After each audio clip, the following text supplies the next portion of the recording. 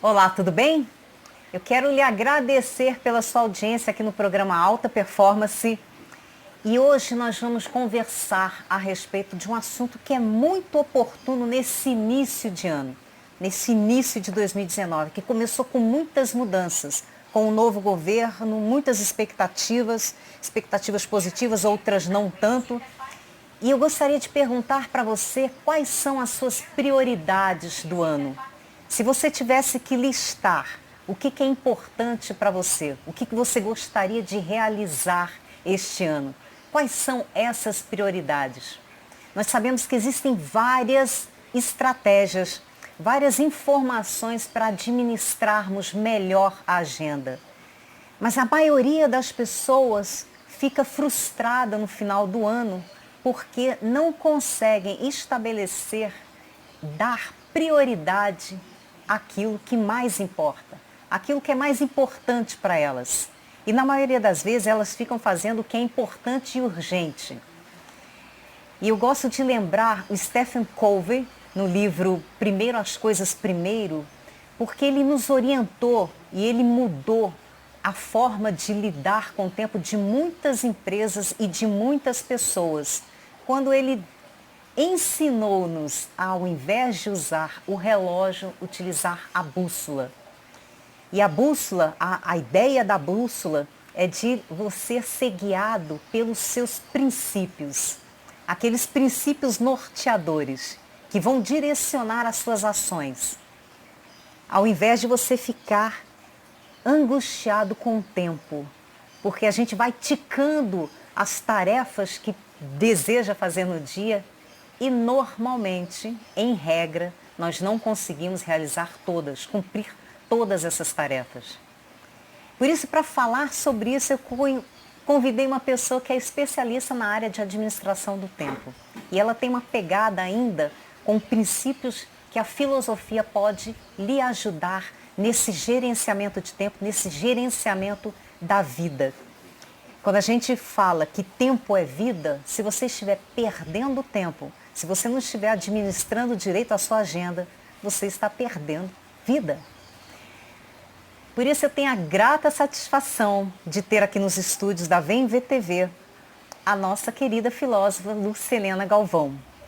Prazer, Lúcia. Prazer, cara. Prazer em tê-la aqui conosco. Muito obrigada pela oportunidade. Quero pedir licença para vocês, que eu esqueci de ligar a rede social, que eu estava dando falando aqui com a Rebeca, aí acabei me esquecendo da entrar aqui nas redes sociais. E o papo hoje, então, é sobre administração do tempo. O que a gente pode fazer para administrar a agenda, para administrar a vida de uma melhor maneira, a não ficar frustrado no final do ano, né? Como é que é? Como é precioso isso, né, professora? Com certeza, é fundamental. Uma das coisas que falava contigo ainda há pouco é que existe uma frase clássica que se atribui a Albert Einstein, que dadas as mesmas causas, advirão os mesmos efeitos. Então, nós tivemos no ano passado projetos frustrados, coisas que não conseguimos realizar, e hoje voltamos a esperar que esses projetos sejam atingidos sem mudar as causas que nos fizeram fracassar. Conservando a mesma postura diante da vida, provavelmente teremos os mesmos efeitos, à espera de um milagre. Aí a Carla teve a bondade de me lembrar que até os milagres exigem que você tenha um mérito para que eles cheguem. Ou seja, existe causa e efeito até mesmo nos milagres.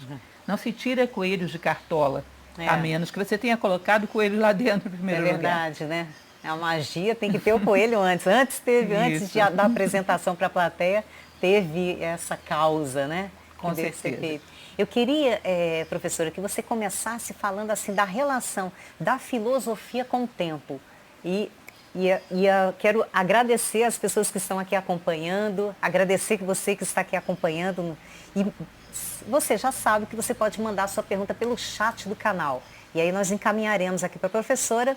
E quem está acompanhando aqui das redes sociais pode mandar assim, o seu comentário que a gente vai passar aqui para a professora para ela dar grandes dicas para a gente conseguir com maestria lidar com o tempo, né? Então, vamos falar a respeito com a relação, né, da filosofia com o tempo.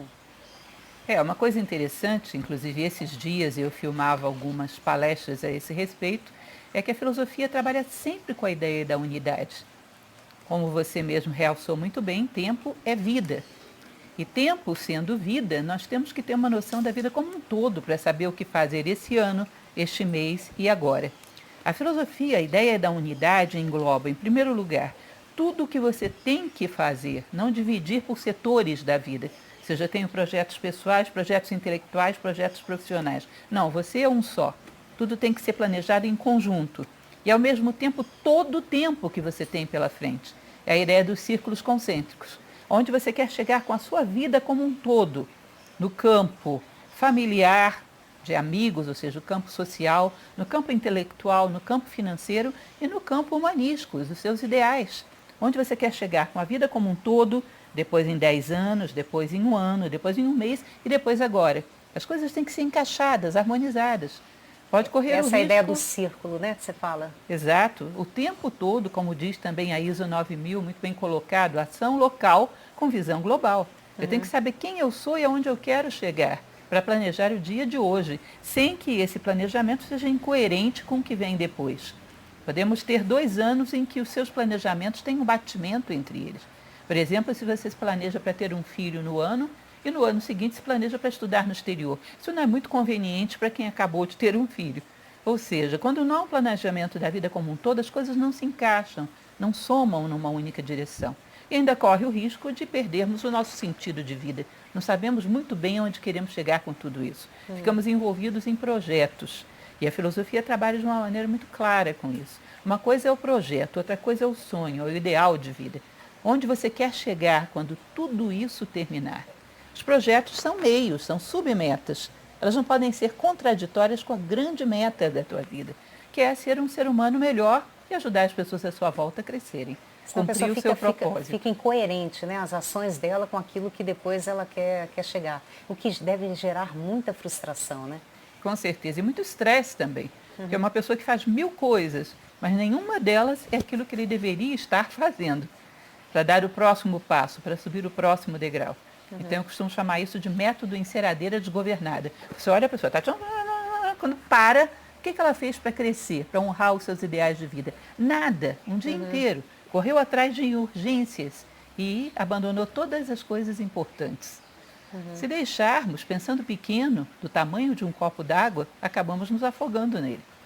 No final das contas, quando paramos para pensar, já não dá mais tempo de realizar os nossos sonhos.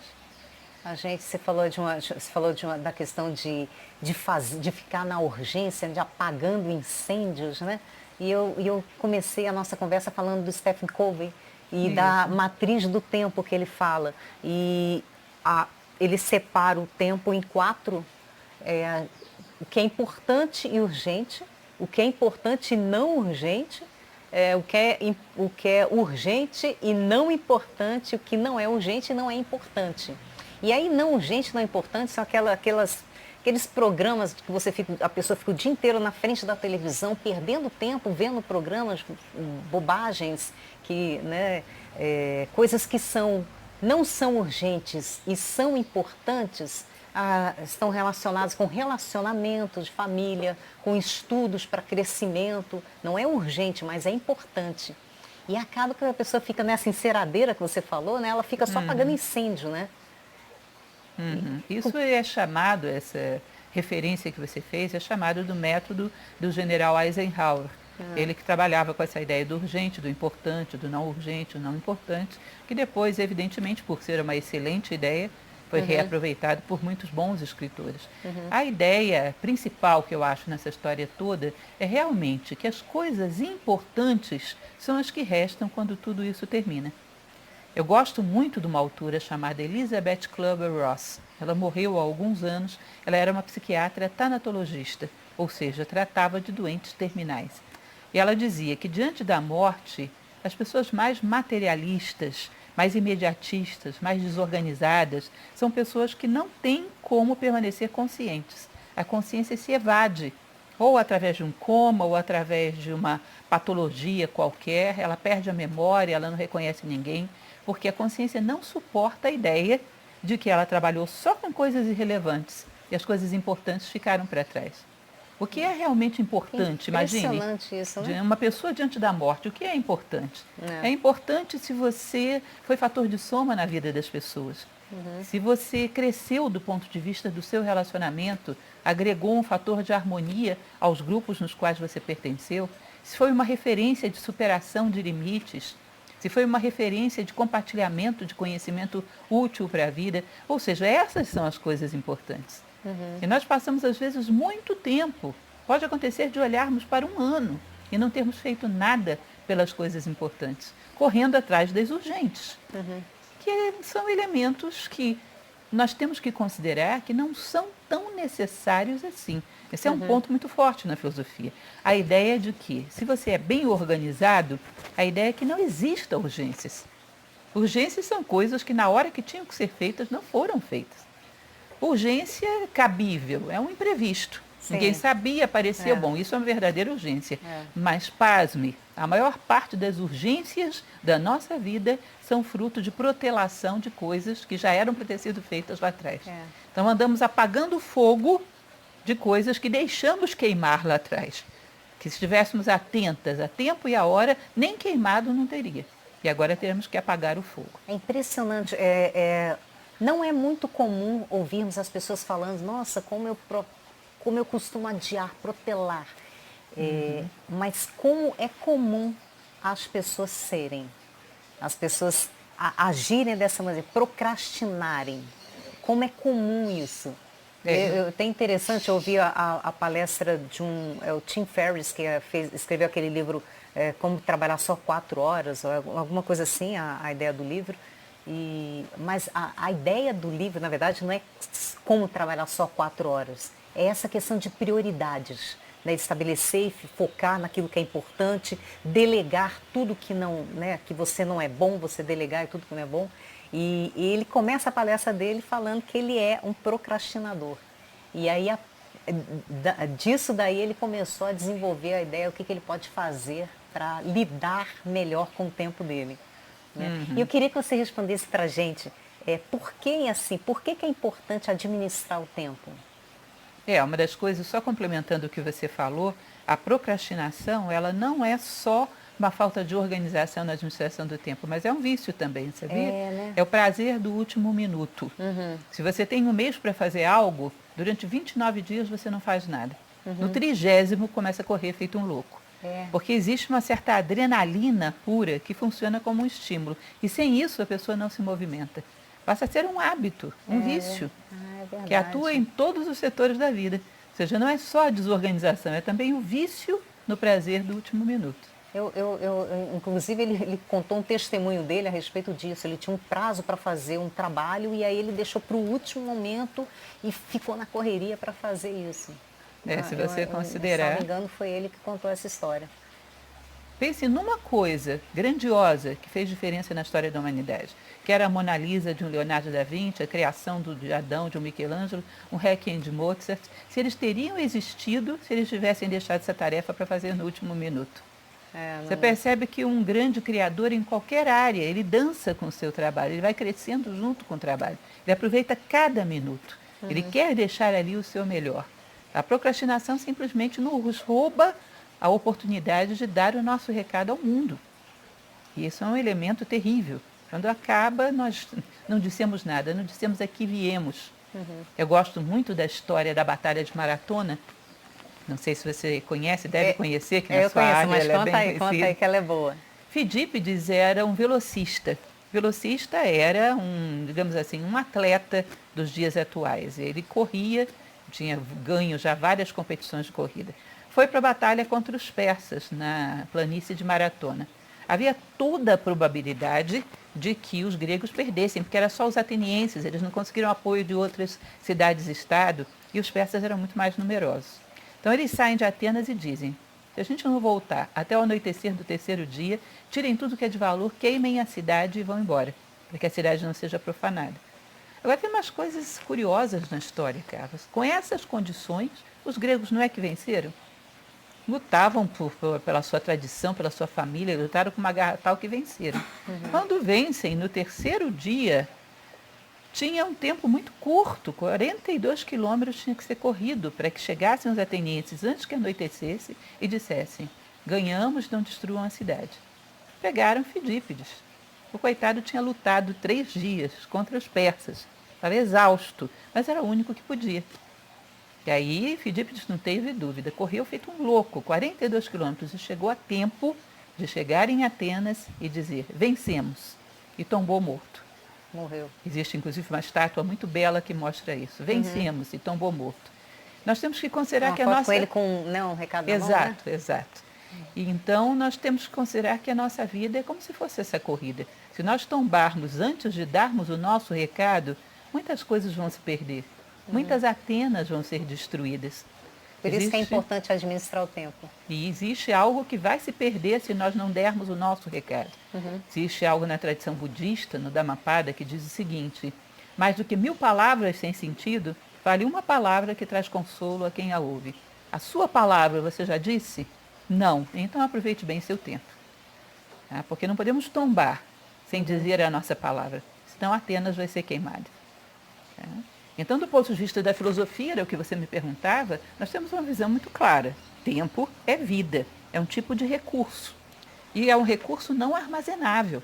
Você não pode, porque um recurso financeiro eu coloco numa caderneta de poupança ou num investimento qualquer, ele não se perde, pode até se avolumar, não é isso? O tempo não tem isso. Você gasta nesse momento ou ele se perde. Nesse momento você tem uma opção. Você ouve o que eu estou falando, tenta refletir, tenta tornar isso prático para a sua vida. Ou foi embora esse momento. E você não tem mais como recuperá-lo. Já fizeram um teste uma vez, uma experiência que eu achei muito curiosa, que foi de pegar pessoas na faixa dos 40 anos e pedir que contassem tudo o que elas lembravam da sua vida. Uma pessoa de excepcional memória, você sabe quanto tempo deu? 8 horas. Uma pessoa na faixa de 40 anos de idade só lembra de 8 horas da sua vida e o resto do tempo. Desperdício, desatenção, desorganização, inércia, preguiça, seja lá o que for. Sobretudo, falta de metas. Porque quem tem um sonho, uma meta que justifique toda a sua vida, em geral não desperdiça os recursos para chegar até lá.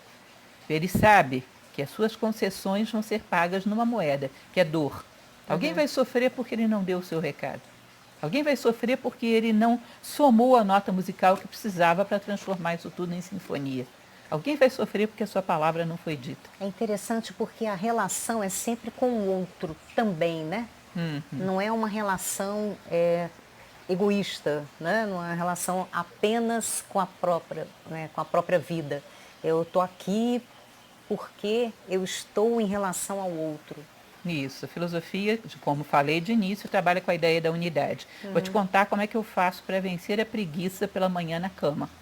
Segredo inédito. Eu ia perguntar para ela por último, né? Agora vamos lá. Vamos saber o que ela faz. O corpo começa a protelar. Não, só mais um minutinho, eu tenho compromisso com o fulano. Não, fulano não precisa de você. Não, você foi dormir tarde ontem. Bem, eu chego à seguinte conclusão. Existe alguém me esperando em algum ponto no futuro. Se eu levantar, cumprir os meus compromissos, honrar aquilo com que eu me comprometi, eu chego a tempo e a hora. Se eu não honrar, alguém pode estar nesse ponto e eu não estar lá. E talvez eu fosse a última esperança dessa pessoa. Talvez logo depois ela tombe no abismo. Portanto, as minhas concessões são pagas numa moeda, que é dor humana. Tá bom, você quer fazer essa concessão? Aceite pagar. O pagamento é esse, dor humana. Olha, Carla, não tem quem pague. Sabe que é como se fosse uma mola que te arremessa para fora. Não, põe não, isso eu não pago. Esse preço não, é demais, é muito caro. Às vezes a gente pensa que a gente ama pelo outro. O amor, bom, é pelo outro sim, mas é também por nós, é pelo universo, é pela natureza. É sistêmico o amor. Ele se aplica em tudo. Porque sem amor nós não teríamos como vencer as nossas sombras de preguiça, de desorganização, de falta de metas. Com o amor a gente consegue ter o impulso necessário para deixar as sombras para trás. Senão não tem chance. Seguir em frente, né? Por isso eu digo que a grande meta... A energia do amor. Exato, a grande meta lá no final, o grande círculo no qual todos os outros se encaixam, inclusive esse momento é o círculo pequenininho, o grande círculo é ser fator de soma. Na vida do outro, na tua própria vida. Não sair no mundo no mesmo tamanho que você entrou. Deixar alguma coisa, deixar rastro, ser fator de soma para a vida. justificar a energia, o presente que te foi dado, que foi a vida, deixando o mundo um pouquinho melhor porque eu existi. E isso é a luz no fim do túnel. E isso te motiva para todas as etapas intermediárias. Senão, não. Professor, você considera que isso é o primordial quando se quer administrar o tempo? Com certeza. Porque, assim, o que é o essencial? Qual é o princípio que está por trás, né, de administrar o tempo? O que é primordial? Seria isso? Exato, com certeza. Às vezes eu vejo pessoas em situação de trabalho como brincadeira, querendo sair e esperando as 6 horas, as famosas 6 horas da tarde, né, 18 horas. Nossa, mas dá 7 e não dá 6, torcendo para o tempo passar. Eu ficava pensando, gente, se uma pessoa tem uma obra muito boa para realizar em prol da humanidade, será que ela vai querer que o tempo passe tão depressa assim? Ou devagarzinho? Se cada segundo que eu tenho me ajuda a realizar algo, a dar um presente, a entregar algo precioso, eu vou querer que o tempo passe depressa? Imagina um moribundo, ele quer que o tempo passe depressa? Ou seja, às vezes só o contraste entre vida e morte é que vai gerar a consciência do valor do tempo. Porque uma vida sem referência, sem direção, o tempo passa às vezes a ser tratado como um estorvo. Vida é estorvo. Não esqueçam, sinônimo de tempo é vida. As pessoas parece que não estão presentes, né, no momento. De corpo e é alma. por isso que talvez só 8 horas foram relatadas depois de 40 anos de vida, né? No exemplo que você, na pesquisa, né, que você disse. Então, porque as pessoas vão muito no automático, né? Porque não existe um uso claro para o tempo. Imagina você, uma mãe passarinho que levanta do ninho e vai sobrevoar procurando minhoca para os seus filhotes. Seus filhotes estão morrendo de fome, estão de bico aberto. Você acha que ela vai levantar voo e vai ficar dispersa? Ela não dispersa 1 minuto. Eu fico impressionada de ver qualquer pardalzinho por aí. Uma altitude que ele está, como é que aquele bichinho consegue ver lá de cima uma minhoquinha se mexendo lá na terra? Foco, ele não bobeia, ele sabe qual é a missão dele. Filhotes para alimentar. Então qualquer coisa que se mexa é possibilidade de minhoca. Não tem erro, não tem desperdício, não tem pardal disperso. Pelo menos quando tem filhotes. Eu acredito que a natureza não tem dispersão em momento algum. Então, se a gente tem filhotes para alimentar, tem uma vida para cumprir, o momento fica todo rico, porque a qualquer momento pode surgir uma oportunidade. A gente fala muito a respeito de missão, de propósito de vida. Como é que a pessoa pode descobrir o seu propósito de vida? E antes que você comece a falar sobre isso, eu quero cumprimentar um pouquinho o pessoal aqui que está nas redes sociais também. Oi, Frederico, tudo bem? Oi, Carmélia, tudo bem? Denison, Luiz Henrique Gomes, Thiago Lopes, uau, muito enriquecedor, bacana. Manda a sua pergunta. Magali, Lamonier, tudo bom, Magali? Denise Terezinha, oi, Denise. Prazer em revê-la aqui. Rosângela Rodrigues, Jean Akbar, Raimundo Almeida, Carlos Magno, Jadson Oliveira, Luiz Cláudio, olá, boa tarde, linda, como sempre, obrigada. Alexandre Albuquerque, Carlinhos Mineiro, Luiz Cláudio. Vocês podem mandando as perguntas aqui para a gente lidar com maestria nesse gerenciamento da vida, que é o gerenciamento do tempo. Então, como descobrir qual o propósito de vida, professora? Essa pergunta sempre é feita e eu acho muito interessante. Imagine você uma pirâmide egípcia, que é um símbolo e tem a sua mensagem para a humanidade atual. Você pode subir pela face do esporte, como você fez. Eu posso subir pela face da arte. Existem inúmeras faces, e não só as 4, que são uma síntese, as 4 faces da pirâmide convencional. Existem inúmeras faces para você subir, mas o ápice é um só. E quanto mais você cresce através do seu esporte, mais você compreende a minha arte. E mais eu compreendo o seu esporte. Vamos nos afinizando e percebendo que são 2 linguagens para falar da mesma coisa. Inclusive, existe um simbolismo interessante para a gente imaginar. Se a gente começa a não entender os demais, começa a se afastar dos demais, provavelmente está descendo. Porque quando está subindo, não está subindo a pirâmide, afiniza. porque vai aumentando a consciência, né? Isso. Agora, veja bem, o ápice é um só. Não existem alternativas de ápice. Isso está determinado pela natureza. O ápice, o sentido de vida de qualquer ser humano é ser humano. Assim como o sentido de vida das plantas é serem plantas, fazer fotossíntese, ser a base da cadeia alimentar, fazer trocas gasosas, é ser planta. Como ela vai realizar isso? Tem diversas formas, conforme o gênero, a família, ou seja, todas as classificações taxonômicas, ela vai ter o seu caminho. Mas o ápice da planta é ser planta, do animal é ser animal, do homem é ser homem. E o homem tem uma missão clara, que é aportar valores, virtudes e sabedoria ao mundo. É muito impressionante como é que a gente hoje, eu acho muito bonita essa causa, não entendam como uma crítica, valorizo muito a causa ecológica.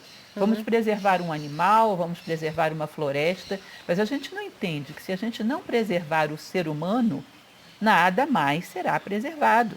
Agora, se você busca o seu reino em primeiro lugar, todas as demais coisas serão acrescentadas, não é isso? Você busca a condição humana, com valores, com virtudes, com sabedoria. Esse homem não vai preservar o urso-panda, mico-leão-dourado, floresta amazônica? Lógico. Ele vai ser mais consciente, vai respeitar Com o ambiente, certeza. né? Agora, você preserva todos esses seres e não preserva a condição humana.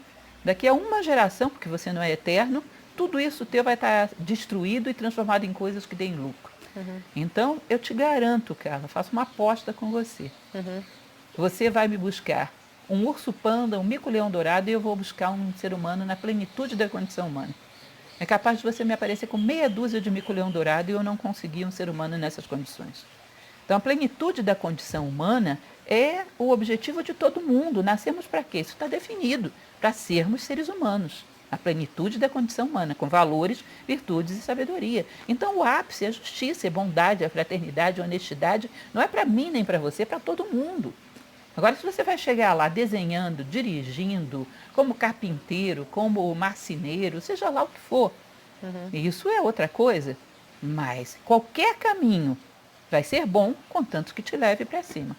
Contanto que você não se perca no meio do caminho e busque o caminho em si ou os resultados materiais que ele traz, mas a realização através dele. Porque no final das contas não teremos os caminhos. A única coisa que teremos é o que construímos dentro de nós. Eu acho interessante, por exemplo, se você considerar uma coisa que os jovens gostam muito, até pessoas mais velhas gostam também, um videogame. Você fica um tempão jogando ali, às vezes os pais implicam, né? Desenvolve um monte de habilidades, vence um monte de patamares. Aí, em determinado momento, você vai lá e desliga o play do jogo. Apagou tudo? Você perdeu tudo? O que o play não pode tirar de você? O stop, perdão, não o play. O que o botãozinho de desliga não pode tirar de você? Aquela experiência que você teve jogando, né? A habilidade que você desenvolveu. Toda vez que novamente for dado o play, ou novamente dado o stop, essa habilidade está dentro de você. Então, quando a morte vier e der o stop no nosso joguinho, o que nós desenvolvemos de valores, virtudes, sabedoria, continua conosco, é realmente nosso. Só é realmente teu aquilo que ninguém pode tirar de ti. Ou seja, o grande objetivo da vida do ser humano é ser humano. E a partir daí você alinha o resto todo. Nessa profissão eu estou me tornando mais humano? Nesse relacionamento, nesse comportamento social, nesse estudo, eu estou me tornando mais humano através dele? Não, então cuidado, você está exercendo mal. Interessante, né? Que essa questão do crescimento, do desenvolvimento humano, que a gente fala tanto aqui no projeto Formando Campeões, no programa Alta Performance. Eu falei projeto Formando Campeões, eu fui coordenadora de um projeto Formando Campeões, o nome do projeto, e ele tem como missão formar pessoas melhores, pessoas comprometidas com um mundo melhor. É a missão de vida. Você vê como é que essas livres associações, né? Você falou uma coisa e eu ia falar programa Alta Performance e me remeteu ao meu projeto, que era um projeto com crianças em situação de vulnerabilidade social. É impressionante o quanto que isso aí está completamente em sintonia com os princípios do Evangelho. Os princípios do Evangelho, que são princípios de amor. E a relação, o pastor Caio Fábio sempre fala isso, inclusive nas suas pregações, a relação do amor que você diz ter a Deus, ele tem que ser visível na sua relação com o próximo. Com certeza. E, inclusive, não existe o contrário. Você não pode dizer que ama a Deus se você não ama o seu próximo. Isso Inclusive é um princípio, né, bíblico, né? Com certeza. Eu acrescentaria ainda, Carla, eu não posso dizer que amo você, mas eu não gosto da maneira como você fala, da maneira como você anda, do tom da sua voz, eu não gosto da sua roupa que você veste. Alguém vai me perguntar, gente, você realmente gosta da Carla? Você não gosta de nada dela? Amar alguém é amar os seus atributos. Amar a Deus é amar fraternidade, justiça, bondade, unidade, porque senão você está negociando com Deus, por medo ou desejo. Eu amo isso, mas isso não, né? Amar a Deus é amar os seus atributos, que é o que nos torna cada vez mais semelhantes a Ele. Sedes perfeitos como o vosso Pai no céu é perfeito. Ou seja, os atributos de Deus são o ideal do homem. E isso vai nos aperfeiçoando. Então, quando uma pessoa me diz, o meu sentido de vida é ser médico, eu acho bom ser médico, mas cuidado, porque houve médicos trabalhando em campos de concentração nazistas. Ser médico em si é um fator de soma? Não. Sim. É o fator de soma se a medicina está a serviço de um ideal de vida humanista. Se não, não. Não existe nada que tenha valor em si. Tem valor quando está relacionado a um ideal de vida humanista. Não é aquela ação, não é só a atividade, mas o que está relacionado àquela atividade. O que aquela atividade pode proporcionar. Aportar. O que você vai fazer com aquilo. Através daquilo, eu vou me aproximar do meu ideal humano. Vou somar para mim e para a humanidade. Soma, né, daquela atividade. Com certeza. Senão uma boia em alto mar. Pode servir a qualquer coisa. Pode ser jogada em qualquer direção. E às vezes direções muito indesejáveis. Te desafio você a encontrar uma profissão que já não tenha servido ou ao crime organizado, ou a algum tirano, a algum propósito social caótico. Te desafio, você não vai encontrar. A profissão não é boa em si. Ela é uma técnica que pode te levar a uma coisa boa. Se você tem um ideal de vida, qualquer técnica, qualquer meio pode ser bom, pode te ajudar a chegar lá. Aliás, você sabe que Kant ele dizia que até certos valores, se eles não estão conectados com essa ideia de vida, esse ideal de vida humanístico, eles podem ser ruins? Por exemplo, eu sou uma pessoa muito organizada e não sou boa. Crime organizado é organizado. É, bem, né? Eu sou uma pessoa imaginativa e não sou uma pessoa boa, não quero ser um ser humano melhor. Olha, criminoso pode ser muito imaginativo. Aliás, eu ousaria dizer que criminoso é melhor que não seja nem organizado, nem imaginativo. Sim, porque com certeza, contribui para um objetivo complicado. Sim, é verdade. Até os atributos, né? Até as habilidades, até os valores, né? as habilidades, se não estão conectados com o ideal humano, com a ideia da bondade, que é um conceito platônico, né? A ideia do bem, atributo fundamental de Deus. Né? Se não está conectado com isso, pode ser prejuízo. Primeiro propósito, então, primeiro princípio para isso. Tiago Lopes está fazendo a pergunta aqui, a ansiedade seria resultado de uma má gestão do tempo? Sim, com certeza. Existe um elemento interessante que você tem que considerar, como é o nome dele mesmo? É Tiago. Tiago Lopes. Tiago Lopes, você tem que considerar o seguinte, a gente tem uma equação, eu sempre penso nela, me ajuda bastante. Excesso de passado, nostalgia, tristeza e até depressão.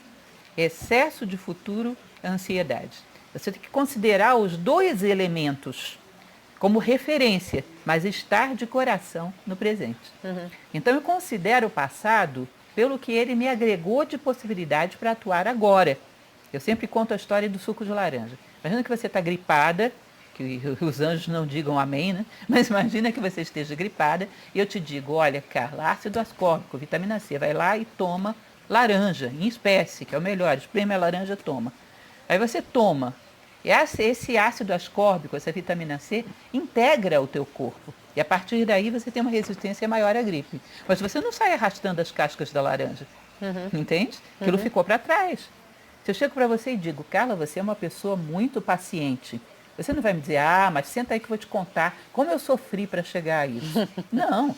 Como você sofreu para chegar a isso é passado, é casca. Sim. Mas o sumo da laranja está aqui agora. É assim que você se relaciona com o passado, para que ele não te angustie. E com o futuro. O futuro você fixa. Eu quero ser um ser humano mais justo, mais íntegro, quero vencer o meu egoísmo, quero ser mais fraterna. Cada vez que eu penso no que eu vou fazer agora, eu levo em consideração a minha direção final para que esteja alinhado. Mas não fica só olhando para o futuro, porque senão eu fico ansioso. Então você está de plena presença, corpo, alma, mente, tudo aqui. Vivendo o momento presente com toda a intensidade. Mas o tempo todo, a essência do passado e a direção do futuro estão te auxiliando.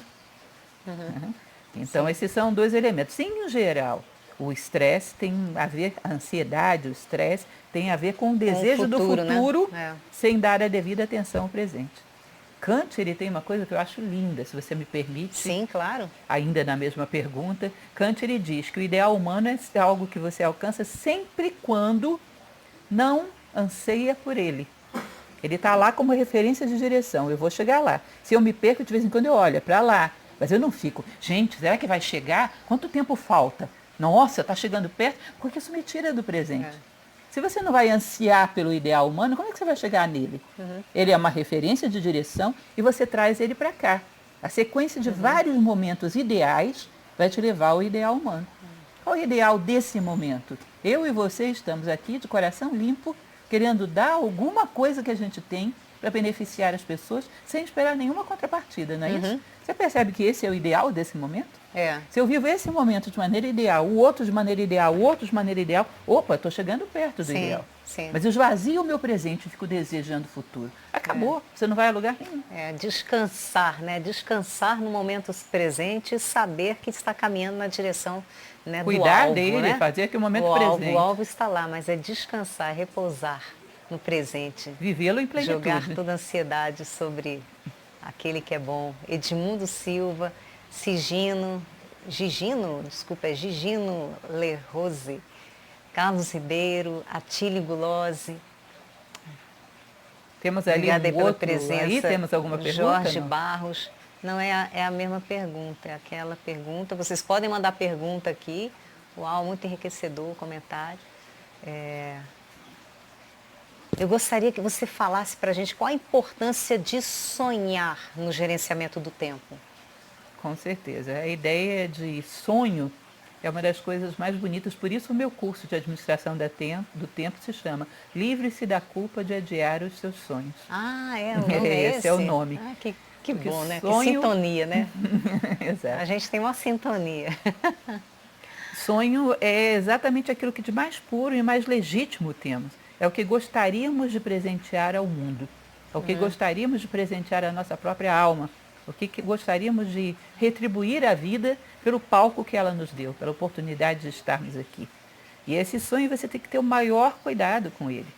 Uma das coisas que eu recomendo, inclusive, é que você seja muito prudente em traçar metas, ainda que não seja o grande sonho da sua vida, mas pequenas metas. Por exemplo, vou começar um regime na segunda-feira. Tão conhecida essa, né? Essa E não frase levo é a bem... sério, não respeito, não considero isso. O que acontece? Vai chegar um determinado momento que de tantas metas abandonadas, a tua consciência se torna um cemitério de sonhos perdidos. Chega um determinado momento que você não encontra mais impulso para poder alavancar para o futuro. Quando você disser, bom, agora eu vou organizar o meu tempo, tua consciência vai dizer, lá vem você com outra enrolação. Os sonhos são preciosos, são a grande obra da nossa vida, são a grande razão de estarmos aqui. Cuidado para não perdermos a fé em nós mesmos. Se você tem um compromisso com alguém e não vai, essa pessoa vai ficar muito chateada, mas ela pode te substituir. Ninguém é insubstituível. Agora, você não pode substituir a si próprio na tua vida. Então, cuidado para não perder a fé em si mesmo. O nosso sonho, ele necessita que estejamos íntegros, que estejamos atentos, que estejamos capacitados para caminhar com ele. Existe, inclusive, uma tradição tibetana que fala sobre a morte, que é muito interessante, chamado Bardo Thodol. É um livro tradicional. Ele diz, quando você amarra uma bola de ferro no seu tornozelo, de tantas angústias, de tantas amarguras, de tantos fracassos, que já não te permite mais dar nenhum passo, você escolheu morrer. A vida só executa. Entende isso? Cuidado, porque o nosso vínculo não tem que estar com nenhuma bola de ferro, tem que estar com os nossos sonhos. E é interessante que muitas pessoas parece que morrem depois que alguns projetos se frustram, né? Elas definham mesmo. É muito natural que projetos se frustrem, mas você pode sair muito bem do outro lado, se você souber. A minha parte, eu fiz. Não era para dar, talvez não fosse esse o caminho, mas eu travei o bom combate. A minha parte, eu fiz. Isso te deixa em paz com céus e terra. Bom, talvez o fracasso tenha sido um bom impulso para um outro projeto maior, mas que eu não fracassei por irresponsabilidade, ou não perco a confiança em mim mesmo, não perco o impulso, recomeço. Gosto muito da história de Walt Disney, gosto dos desenhos dele, a maioria, era um idealista.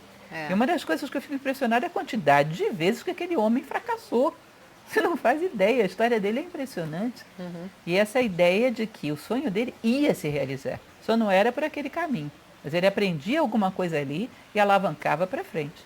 Aliás, às vezes, nos fracassos aprendemos mais do que no sucesso. Você já viu isso? Com certeza.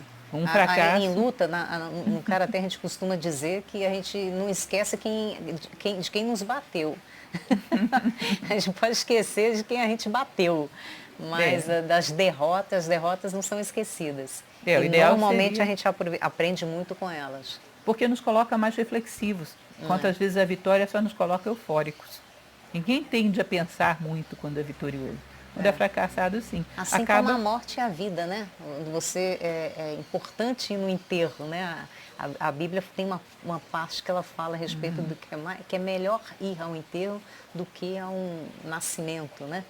Por causa dessa questão da reflexão dele. Você para pensar no final de todas as coisas. O processo da filosofia, eles falam sobre, vários filósofos falam, sobre a consciência como nascida do contraste. Então, se você pega esse meu relógio, por exemplo, eu enxergo o amarelo porque ele acaba e começa o preto aqui. Se o universo inteiro fosse amarelo, eu não perceberia o amarelo. O contraste entre vida e morte vai nos mostrar o valor da vida. Então, de vez em quando, é bom tomar a morte como conselheira, para sabermos o que é válido aqui e agora. Então, o fracasso, às vezes... Era Marco Aurélio que falava isso? Marco Aurélio, tomar a morte como conselheiro, o imperador romano. Você está uma boa filósofa, você, hein? Lê Marco Aurélio? Está aprendendo, né? Tá aprendendo. Eu sempre gostei muito de filosofia, mas não sou uma filósofa. Mas todos somos um pouco, né? Com certeza. A ideia que a gente tem em Nova Acrópole, eu sou uma voluntária de Nova Acrópole já há 30 anos, né? É fazer com que todo mundo descubra que tem muito de filósofo. Que essas ideias reverberam dentro de nós. Parece que sempre soubemos, só que agora encontraram eco. Porque antes a gente achava que eram loucuras. Agora encontraram eco. Mas então essa ideia da reflexão, deveríamos refletir sobre tudo que nos acontece para retirar dali um aprendizado. Nós tendemos a fazer mais quando somos derrotados do que quando somos vitoriosos. Então acaba que as derrotas, se a gente estiver em paz com a nossa consciência, são boas, impulsionam para o futuro. Se você conversar com 10 pessoas e perguntar para elas quais foram os momentos em que elas mais cresceram, é provável que te falem de momentos de dor e de derrota. Veja só, faça essa experiência para você ver que curioso. Os momentos que eu mais cresci na vida, que mais me ensinaram, vão te falar de momentos de dor e de derrota. É verdade, né? Que parou para administrar aquilo ali, e refletir se você a respeito. percebe o quanto te fez crescer, você vai achar que não foi caro, foi um bom preço, pelo que me deu. Sim, o que isso me gerou? O quanto que isso colaborou para eu me tornar uma pessoa melhor, né? E essa reflexão faz com que uma dor e um fracasso não se torne um trauma, se torne um aprendizado. Se você o nega, ele é um trauma, um ponto com o qual você não aceita aprender. Trauma nada mais é do que uma coisa que você pendurou uma etiqueta, não aceita aprender com isso. Provavelmente vai ter que viver de novo, porque a vida é pedagógica. Você não aprendeu uma lição dentro de um colégio, o que acontece? Repete de ano, não é isso? A pedagogia humana repete a pedagogia da vida. A gente tem uma pergunta aqui, professora. É o Javier Toro, ele pergunta como exercitar a vontade, não desperdiçar o tempo e alcançar o objetivo ideal humano. Essa é uma pergunta interessante, Javier.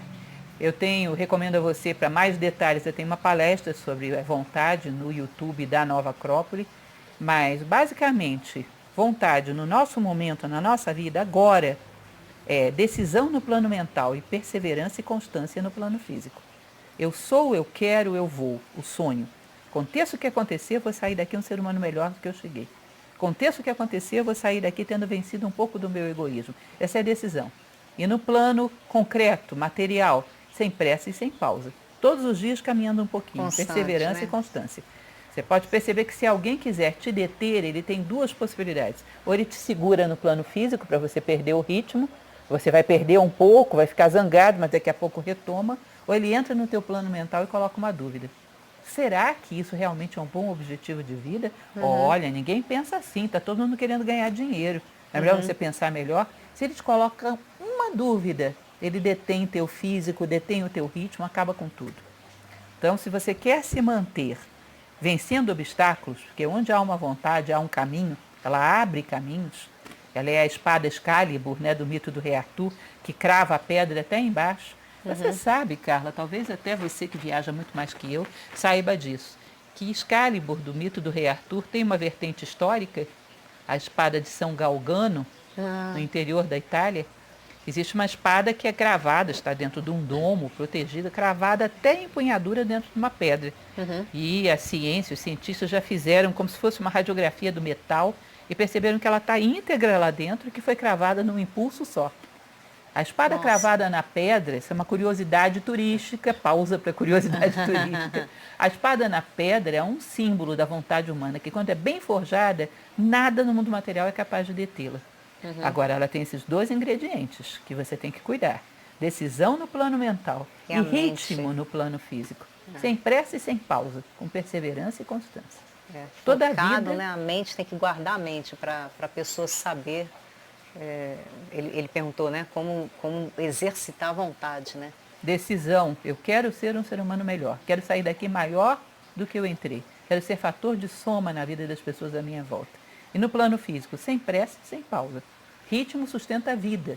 Imagina o teu corpo. Tudo é ritmo, né? Coração, intestino, pulmão.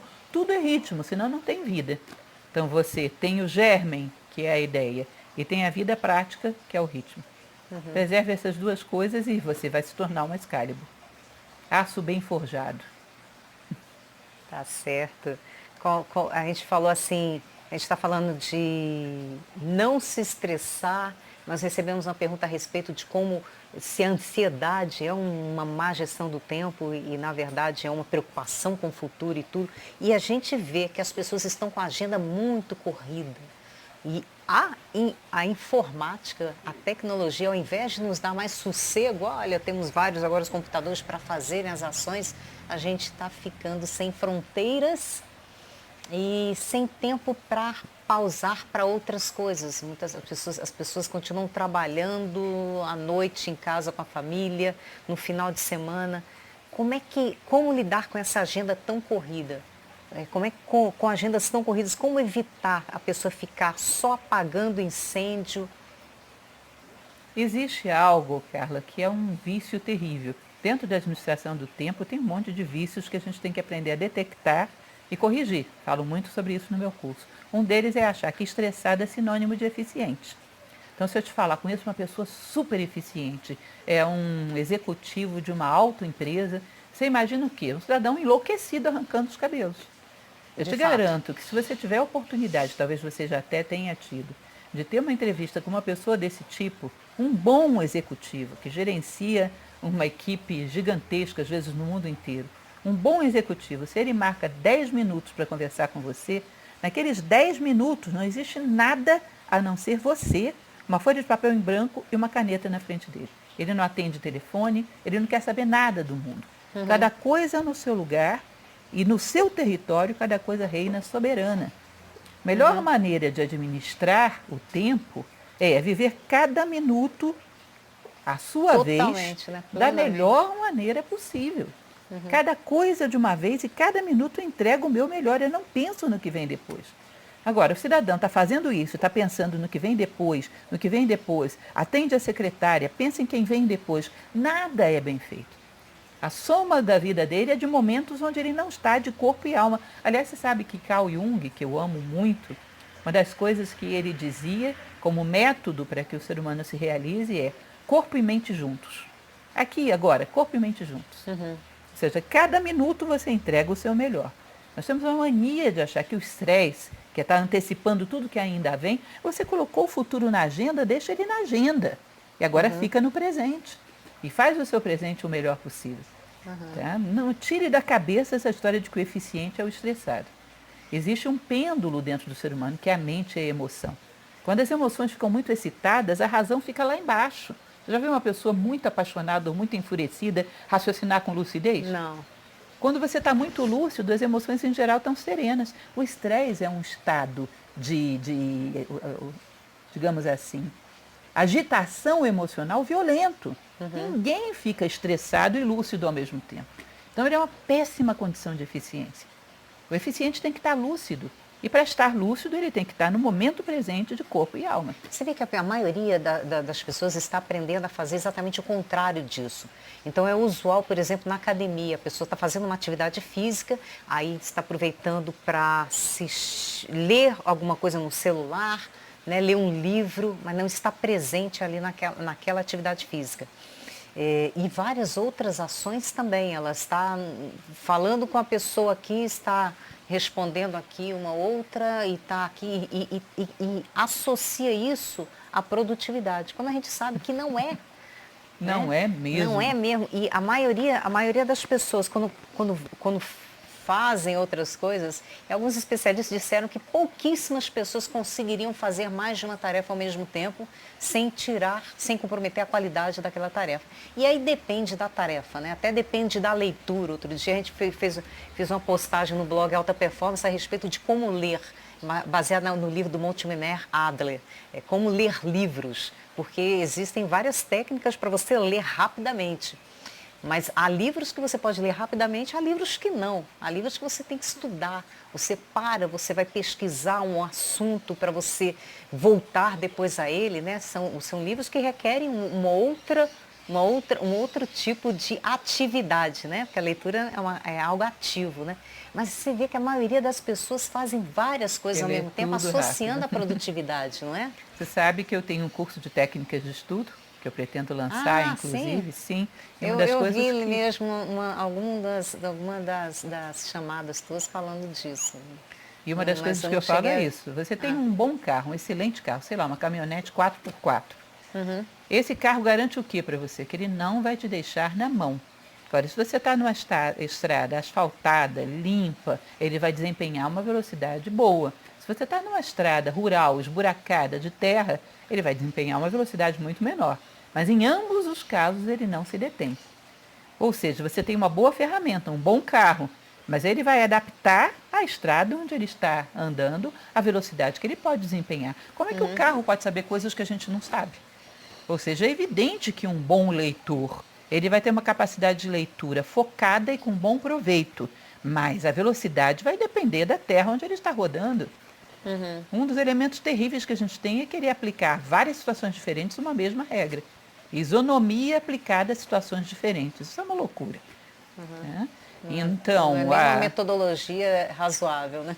Eu ouso dizer que não há nenhuma tarefa a qual você não poderia dedicar mais um minuto sem ganho significativo. Você diz, bom, eu estou aqui fazendo uma coisa, mas eu respondo rapidinho esse WhatsApp que chegou aqui. Talvez aquela pessoa, se você desse um minuto a mais para ela, você estabelecesse uma relação que pudesse abrir aí uma troca, um interesse mútuo, um apoio para algum projeto comum. Mas não, você não tinha tempo, é não obrigada. Você perdeu algo ali. Cada vez que não estabelecemos uma relação onde colocamos o melhor de nós, vontade, amor, inteligência, você fechou uma porta. Você dedicou um minuto a mais àquilo, você ganharia muito mais nas mínimas coisas, até em responder um e-mail ou um WhatsApp. Tá? Então, eu estou fazendo algo no computador, estou fazendo com boa qualidade, estou colocando o meu melhor, quero ideias que sejam realmente minhas, não quero lugar comum. Então, eu não falo nada, nem faço nada agora. Responder o WhatsApp, eu quero dar a essas pessoas um retorno que estabeleça um vínculo, uma relação, são seres humanos, não são máquinas.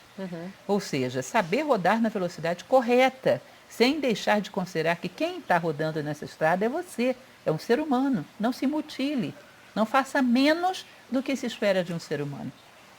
Tá? Porque certamente a resposta que você vai ter vai ser menos que um ser humano merece. Não vai estar totalmente, não vai estar no seu melhor e não vai estar somando, né? Como você iniciou a fala. Então, como estabelecer prioridades, professora? Bom, estabelecer prioridades, como eu falei, é a ideia dos círculos concêntricos. É a parte do meu curso onde eu falo de planilhas, de planejamento do tempo. O pessoal fica com uma raiva danada de mim, você sabia, quando eu proponho isso? Porque todo mundo tem medo de sentar e pensar o que eu quero ter quando eu estiver nos últimos minutos da minha vida. Tem medo de pensar na morte. É como se você não pensando nela, ela não viesse. Ela não viesse, né? Ela deixa de existir, né? Então, as pessoas vivem sem lembrar disso, né? Sem lembrar da morte. Elas vivem como se fossem viver eternamente. Certamente. Você imagina que você vai construir uma casa Primeira coisa que você faz não é contratar um arquiteto que te coloca na mão a planta da casa pronta. Aí vem o mestre de obras com a sua equipe, constrói o canteiro de obras. Quando ele vai trabalhar todos os dias, ele não olha para a casa pronta para saber o que fazer hoje? Imagina se eu não tivesse planta, não soubesse o que eu vou construir. Hoje cavo uma fundação para um prédio de 3 andares, amanhã eu resolvo que é casa térrea. Hoje é para o nascente, amanhã é para o poente. O tempo vai passar, eu só vou ter material de construção espalhado. Portanto, se você não vai lá e faz a planta da sua vida, não tem como direcionar o dia de hoje. Então, você fazendo isso daí, você vai saber estabelecer, né, essas prioridades. Mais uma vez, a ideia de tomar a morte como conselheira é chegar lá no final e ousar olhar para trás. O que eu quero ter conquistado, o que eu quero ver quando estiver nesse momento. Porque ele vai chegar de qualquer maneira. Lembro mais uma vez Jung. Você, quando vira as costas para o inimigo, ele não deixa de existir. Ele só te pega pelas costas. E nunca é uma boa ideia virar as costas para o inimigo. Nunca é boa ideia. Não digo que a morte seja uma inimiga, mas é algo surpreendente que exige que a gente encare de frente. Ela pode ser a nossa amiga, né? Tornar a morte a nossa conselheira é torná-la nossa amiga, né? Isso, com certeza. De cumprimentar aqui algumas outras pessoas, Marlos Araújo, Isabel Mota, Wendel Galtan, Renato Ludwig, Jorge Barros, é o Thiago, que a gente já fez a pergunta aqui dele, Ana Parisi. Oi, Ana, tudo bom? Como é que você está aí? Então, eu gostaria que você falasse aqui para a gente quais as principais dicas que você pode dar aqui para os nossos telespectadores, os nossos telespectadores das redes sociais, para a pessoa administrar o tempo com maestria. Bem, são muitas dicas. A primeira é o que eu falava ainda há pouco, ter um objetivo de vida, ter um sonho, direcionar tudo a partir disso. E a partir daí, você começar a localizar os elementos que te impedem de caminhar.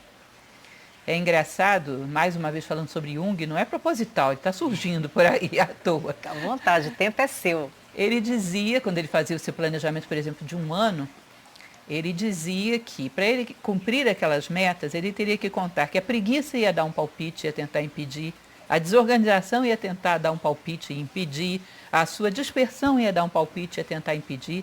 Então ele colocava, veja só que coisa de doido, não sei como é que ele supervisionava isso. Ele colocava um nome físico nesses defeitos. Impressionante. Quando você foi falando isso, sabe o que eu imaginei? Imaginei um papel, porque eu sempre gosto de colocar um papel assim na frente. A gente está no mundo tecnológico, mas eu gosto do papel e caneta. Dá uma visualização. E aí eu fiquei imaginando isso, você foi falando desse, né, a desorganização, Bota o nome físico neles e responde antes que eles falem. Então você coloca lá, o João vai dizer, agora não, daqui a pouco eu digo, olha João, ou é agora ou é nunca, você está me enrolando. Aí o José vai dizer, olha, você tem que procurar isso, tem que procurar aquilo, vai dar muito trabalho. Você responde, esse é o trabalho da minha vida, eu vim aqui para isso, portanto eu vou começar a fazê-lo agora. Antes que os teus defeitos se pronunciem, você já dá a resposta. Se você quer realmente realizar o sonho da sua vida, conheça a si próprio, saibam quais são as vozes que vão se interpor e responda antes que elas falem. Ou seja, daí o conhece-te a ti mesmo, tão importante na filosofia. Enfim, uma série de ferramentas que mais detalhadamente, dentro de um curso, a gente pode tratar, né? Mas em resumo seria mais ou menos essa ideia. A gente falou a respeito de várias coisas, de princípios e valores.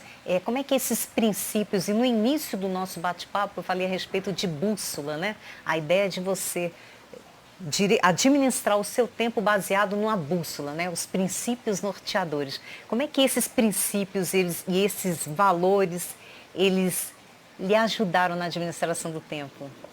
Olha, não só ajudaram, como eles são a minha administração do tempo.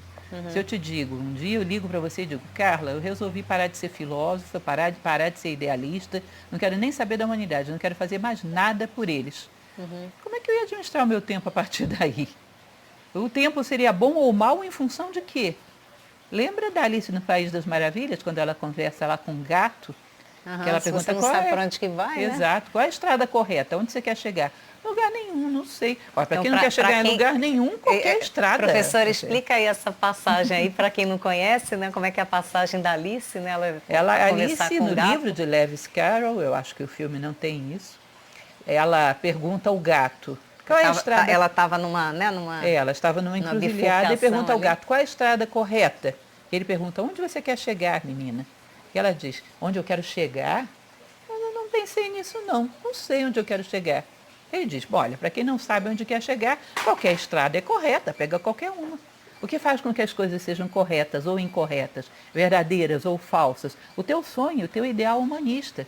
Eu não abro mão de ser fator de soma na vida da humanidade. Bom, a partir daí eu sei o que serve e o que não serve. Eu tenho discernimento. Se eu combino com vocês de construir uma mesa e eu vou a um supermercado ou num grande mercado, eu sei o que é bom para mim. Serrote é bom, madeira é bom, prego é bom. Mas se eu não quero construir nada e vou a um mercado, eu vou comprar o quê? Vou comprar um guarda-chuva, um pé de pato, né, uma rede de cabelo. Juntando tudo isso, faz o quê? Só se for o MacGyver, você lembra dele? Lembra. Só se for o MacGyver. Junta tudo isso e faz um helicóptero. Em geral, se você não sabe qual é a sua missão de vida, não sabe o que fazer com as oportunidades que a vida dá. Não sabe nem reconhecer as oportunidades. Então, se a partir de amanhã eu perder o meu sonho, eu não sei mais administrar o meu tempo. Porque é daí que vem tudo. É interessante, quando você sabe o que você quer, você sabe o que você está procurando, você vai usar as ferramentas que estão à sua volta para favorecer esse propósito, né?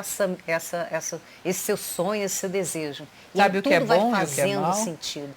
E aí você vai aprender a ter foco, porque as pessoas perguntam muito, né? Como ter foco? Começa do começo, né? E olha que, inclusive, te protege de ser manipulado. Porque você sabe, por exemplo, a lógica do terrorismo. A princípio, não digo que sejam todos os casos, porque não tenho conhecimento para saber de uma coisa dessa. Mas alguns casos são pessoas bem intencionadas, que querem ajudar. Mas como não tem uma visão clara de qual é o seu sonho, alguém chega e lhe convence que se ele enfiar um avião numa torre, ele vai estar ajudando a humanidade. Como ele vai avaliar se isso é bom ou se é uma loucura? Se isso é bom ou se isso é uma viagem, um crime? Ele sabe onde ele quer chegar. Bom, essa atitude me leva mais próximo do meu sonho? Não, me afasta. Então eu estou fora. Não é boa.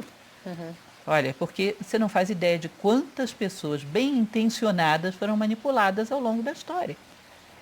E, em geral, um manipulador, ele não quer colocar a mão na massa, porque ele não quer colocar em risco a sua vida. Ele quer o inocente útil para fazer isso. Ele manipula a inocência. Um inocente útil que não tem um referencial claro, não tem um sonho, não tem um ideal, pode ser motivado a fazer as maiores loucuras, achando que está fazendo bem. Por isso dizia Sócrates, que é um grande filósofo, ele falava, olha, um homem bem intencionado, por muito bem intencionado que seja, pode ser manipulado. Um filósofo não. Sabe por quê? Sonho, missão. Sabe de onde quer chegar com tudo isso? Tomou a morte como conselheiro. Consciência, né? Portanto, ele trabalha a consciência, né? Ele trabalha esse e tem uma meta clara. Me leva para o ápice da pirâmide, estou contigo. Para descer, desce sozinho, estou fora. Adorei a ideia da pirâmide. Fiquei visualizando ela quando você falou. Me aproxima do ápice, estou contigo. Me faz descer, estou fora. Aliás, é uma boa forma, inclusive, de reconhecermos o que é solidariedade e o que é demagogia. Quando é que temos que ajudar os outros? Ajudamos os outros se eles querem crescer, estou contigo, mas para descer, desce sozinho. Não vamos nos juntar aos outros por solidariedade, fraternidade, descer junto com ele. Sim. Você não salva um, você perde dois. A educação tem que ter bem claro esse foco. Subir, conta comigo, descer, sozinho. Não vá não, mas se quiser ir, vai só, né? Eu queria saber, Lúcia, como é que é a relação agora da Lúcia com o tempo, no sentido do passar do tempo. É uma coisa curiosa e interessante, porque eu sou dona de casa, trabalho, porque eu trabalho em Nova Acrópole, é voluntário, nós precisamos sobreviver, então tenho uma jornada de trabalho normal, ainda não sou aposentada. Ainda é funcionário também, né? Isso. Além do trabalho da Nova Acrópole também. Tenho 2 filhas, tenho casa, tenho um monte de animais de estimação que eu não abro mão deles. E quando eu comecei a ter esses problemas de achar que não ia dar, eu comecei a perceber que cada vez que me oferecia uma coisa nova, digamos, você me convida para vir aqui gravar no seu programa, eu penso, eu tenho que tirar uma coisa boa que estava nesse lugar, um compromisso que eu tinha para colocar isso. Eu não penso, eu tenho que tirar a minha desorganização, eu tenho que tirar os meus momentos vazios, eu tenho que tirar a minha dispersão. Porque se você tira essas coisas, cabe tudo. A gente não pensa em abrir mão do tempo vazio. A gente pensa em abrir mão de compromissos para colocar outros compromissos. E se eu te dizer que a maior parte do teu tempo é tempo vazio, de conversa fiada, olhando a internet, vendo coisas desnecessárias, disperso, pensando, como se dizia antigamente, na morte da bezerra, com conversas que são irrelevantes ou travadas no momento errado.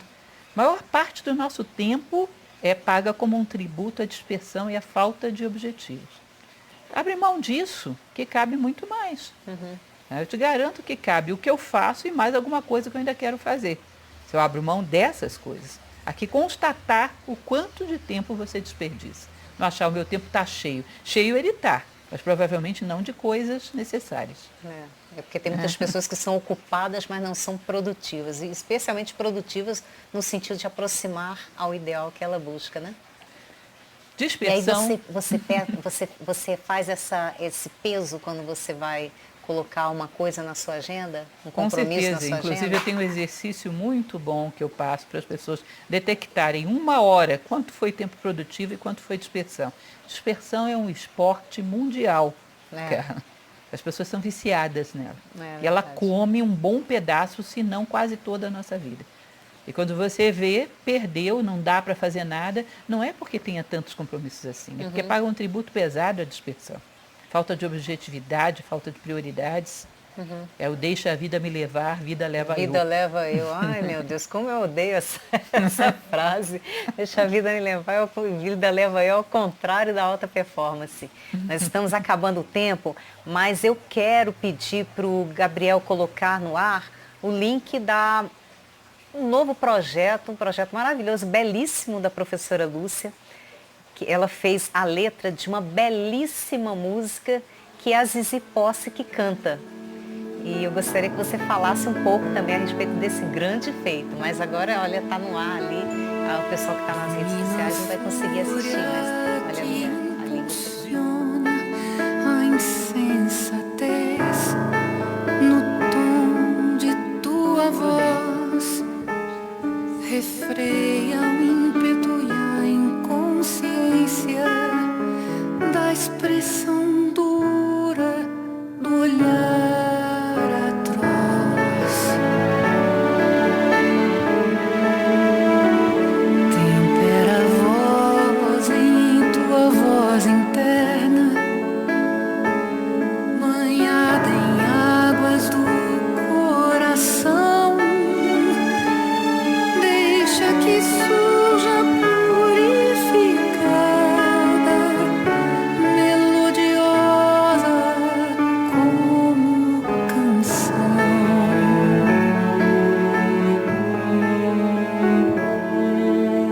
Lembra do mestre em tempo remoto, coração reto, qual labareda que com leveza tocava o solo, andando sobre um papel de seda.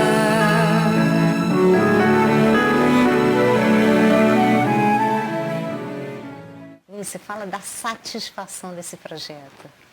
Isso foi realmente um sonho. Em primeiro lugar, E da emoção de ouvir Zizi Posse cantando, porque ficou belíssimo. Ela é maravilhosa, né? para mim, é uma das melhores vozes do país.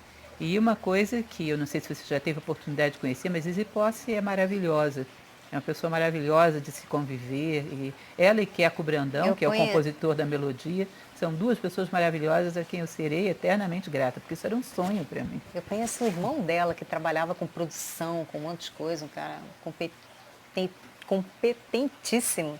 É Posse, o sobrenome de José Posse, me parece. Pois é, a Zizi Posse, uma ocasião, ela colocou um comentário na página dela dizendo que gostava das minhas palestras no YouTube. Você sabe, tem mais de 200 palestras minhas lá no canal da Nova Acrópole no YouTube. E ela disse que assistia. E aí eu tinha um antigo sonho, que era de pegar esse poema, eu tenho muitos, pegar esse poema e transformar numa melodia, porque eu sempre achei que ele era muito musical. Aí coloquei para ela, Zizi, dá uma olhada, vê o que você acha. E ela, mais que prontamente, foi muito gentil, passou isso para o Queco Brandão, que é uma figura sensacional. Ele fez a melodia E nós temos aí esse fruto maravilhoso. Ficou muito linda.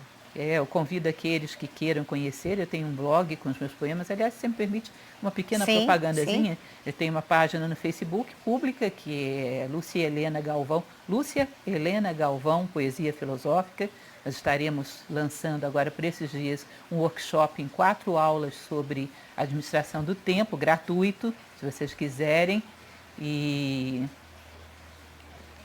Bom, e tenho também o meu blog de poesias e de crônicas, luciahga.blogspot.com. Se quiserem conhecer lá, e as palestras no WhatsApp também, perdão, as palestras no YouTube, que é no canal da Nova Acrópole no YouTube. Rebeca, que é a minha secretária, está querendo me dizer alguma coisa ali. O que foi que eu não falei, Rebeca? Inscrição para o workshop gratuito. Quem tiver interesse, idealix.com.br/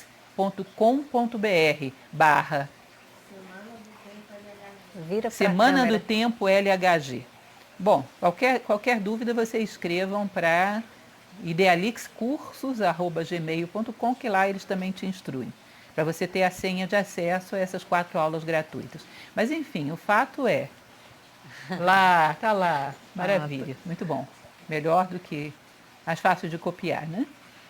Então essa melodia foi um presente para mim, presente que saiu bem no finalzinho do ano, dezembro já, e que eu sou imensamente grata. E agradeço se vocês ajudarem a divulgar. Se vocês quiserem encontrar, entrem lá no YouTube, Prudência, Zizipó, vocês provavelmente vão cair na página de Nova Acrópole, onde tem essa gravação. Quero cumprimentar aqui Flávio Ricardo, obrigada pela presença, Edilane,